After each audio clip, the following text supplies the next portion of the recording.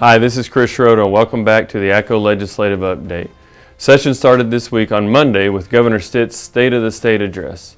In that address, he proposed a $9.9 billion budget, which is up slightly from last year's budget. Within that, he proposed removing the state's portion of the sales tax and also lowering the state income tax to 3.99%. On the education front, he proposed the school vouchers along with several other education initiatives. This looks like it will probably be the hot topic this session. The governor also brought up a legacy fund, which would take $1 billion of the state's surplus money and put into this fund for investment, which would create recurring revenue for the state. As far as legislation, there were over 3,000 bills filed this year. ACCO is tracking well over 150 of those bills, but remember the first deadline comes on March 2nd. At that point, any bills that were not heard in committee will go dormant, so things will get much more manageable after that. Typically, the first week of session is very slow for committee work, but that was a little bit different this year, particularly in the Senate where several bills were heard, including several county bills.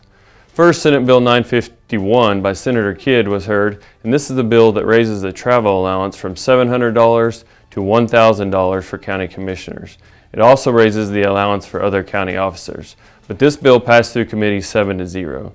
Senator Kidd also heard Senate Bill 952, and this raises the disposal limit on county property.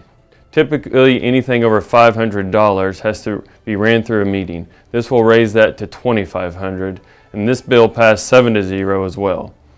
Next, we get to House Bill 1893, and former county commissioner and now Representative Josh Cantrell heard this bill.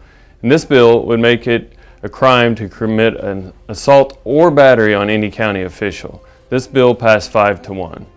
Another county commissioner and Senator Jack Stewart ran Senate Bill 766. This is the bill that removes the Home Rule Charter Act. This bill passed through committee 9-1. There were several other bills heard, but you will see Bill Casey's weekly email come out, and that will get a little more in depth on some of the issues.